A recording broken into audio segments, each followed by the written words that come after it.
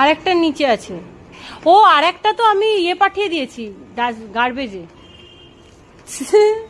একটা স্মৃতির পাতায় রেখেছি, বেশি দিন রাখবো না। একটা ওর কাছে ছিল, একটা আমার কাছে। এই স্মৃতির জন্য আওয়ানাতে একটা আলাদা ঘর করতে হবে তো। এনে এনে দেখি দেখি মুখটা দেখি কিরম হয়েছে, মুখটা দেখি। আর দেখাবে না, অমনি দুই হাত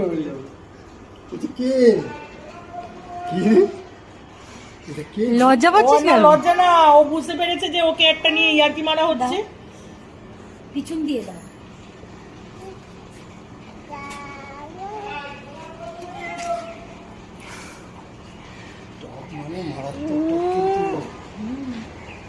না এবার অভ্যেস হয়ে গেছে, এবার অভ্যেস হয়ে গেছে। ওই ব্যাপারটা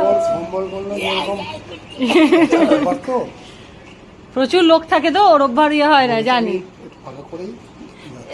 এক্ষুনি যে আজকে আর আসতে হবে না, আমি আমি আমি এক্ষুনি বেরিয়ে যাবো। নাও। মুখের দিক থেকে করে। সরি সরি বাবা, সরি। টুকু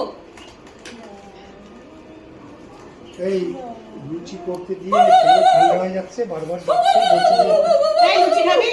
না আমি লুচি খাবো না। এই ও ওকে বলেছে, এই আদর আমি তো করিনি তোদের কারোর জন্য, শুধু মাম্পি এসছে, মাম্পি খাবে একটু, আর না একটু তো খেতেই হবে, দুইখানা অন্তত খাইতেই হবে। দিদি আমাকে আজকে যা খাইয়েছে না, ওই আদরের প্রসাদও খেয়েছে।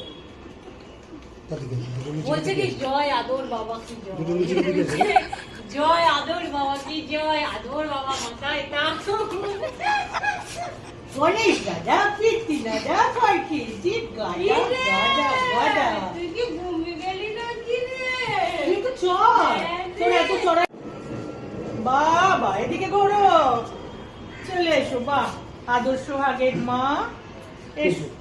ওরা তো চললো না। ওরা চড়বে কি চড়বে না তার ঠিক নাই। আমি আর ঢুকছি বাইরে, ছোটন কাকু বলছে কি কেমন আছো, ঢুকেছি